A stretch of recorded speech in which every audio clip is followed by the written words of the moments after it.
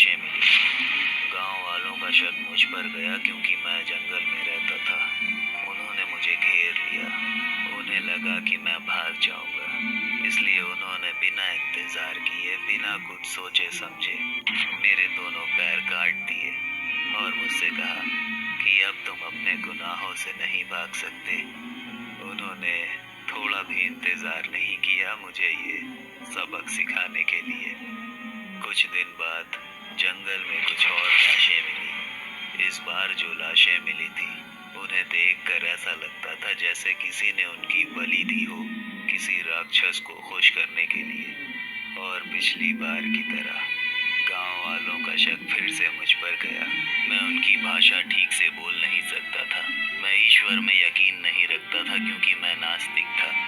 इसलिए उन्हें लगा कि ये सब कुछ मैंने किया।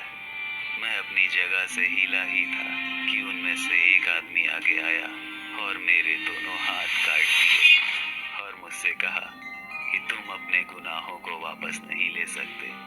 उन्होंने जरा भी इंतजार नहीं किया मुझे ये दूसरा सबक सिखाने के लिए। इसके बाद भी वो नहीं रुके। उनमें से एक आदमी ने कहा कि उसने मुझे कुछ किताबों को पढ़ते हुए देखा है और उन किताबों में कुछ अजीब से शब्द हैं। जाहिर है कि ये शब्द शैतान या राक्षस को खुश करने के लिए पढ़े जाते होंगे। मैं उन्हें ये बताना चाहता था, ये समझाना चाहता था कि ये किताबें कोई शैतानी या किसी जादू टोने की किताब नहीं है। ये बस एक भाषा है जिसे बचपन से पढ़कर मैं बड़ा हुआ हूँ, क्योंकि मेरी भाषा अलग थी।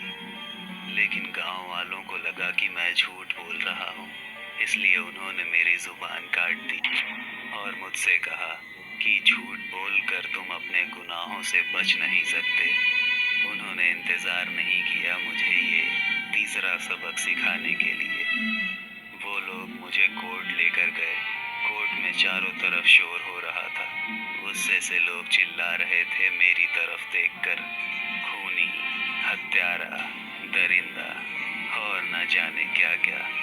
थोड़ी देर के बाद कोर्ट रूम का दरवाजा खुलता है और वो पुलिस वाले जो बाकी की लाशें ढूंढ रहे थे, वो एक आदमी को पकड़कर लेकर आए और उस आदमी ने ये कबूल किया कि ये सारे काम उसने किए थे, ये सारे खून उसने किए थे।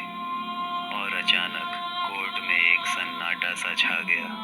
सारे लोग शर्मिंदगी से मेरी तरफ देख रहे थे और जज ने मुझे निर्दोष कहा। और तब मैं चीखना चाहता था, मैं चिल्लाना चाहता था, लेकिन मेरी जुबान नहीं थी। मैं रो रहा था।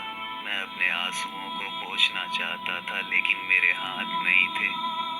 मैं खड़ा होना चाहता था। मैं खड़ा होना चाहता था एक आजाद इंसान की तरह अपने पैरों पर, लेकिन अफसोस